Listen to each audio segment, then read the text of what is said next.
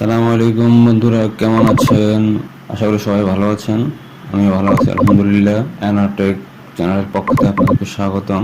আমরা আজকে এমন একটা বিষয় নিয়ে কথা বলবো যেটা আমরা অনেক সময় নিজেরা ভুক্তভোগী। যেমন আমাদের কম্পিউটারে আমরা যখন কোনো একটা ছবি ওপেন করি, অনেক সময় দেখা যায় ফাইল সিস্টেম এরর, ছবিটা ওপেন হয় না।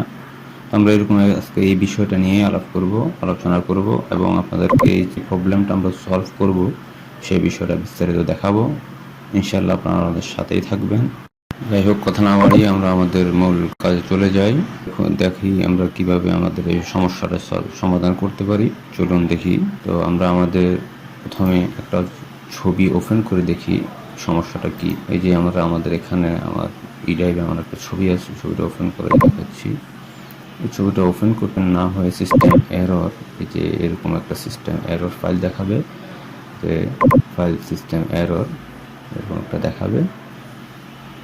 কম্পিউটারের যে চার্জ মেনু আছে সেই চার্জ মেনু থেকে আমরা চার্জ করব সার্ভিস অ্যাপসে যাব। সার্ভিস অ্যাপস যাওয়ার পরে উইন্ডোজ লাইসেন্স ম্যানেজার যে অপশনটা আছে এটা খুঁজে বের করবো, এটা চার্জ দিলেও আসবে। আর আমরা স্ক্রল করে মাউসের স্ক্রল করে করে বের করতে পারবো। আমরা লাইসেন্স ম্যানেজারে ডাবল ক্লিক করব।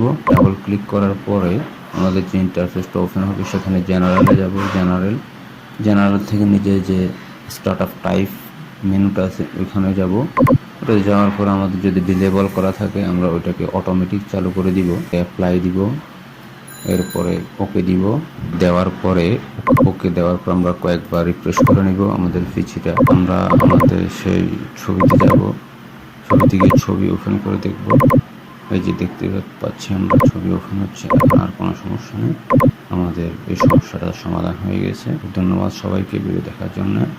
সবাই আমাদের চ্যানেলটা সাবস্ক্রাইব করবেন।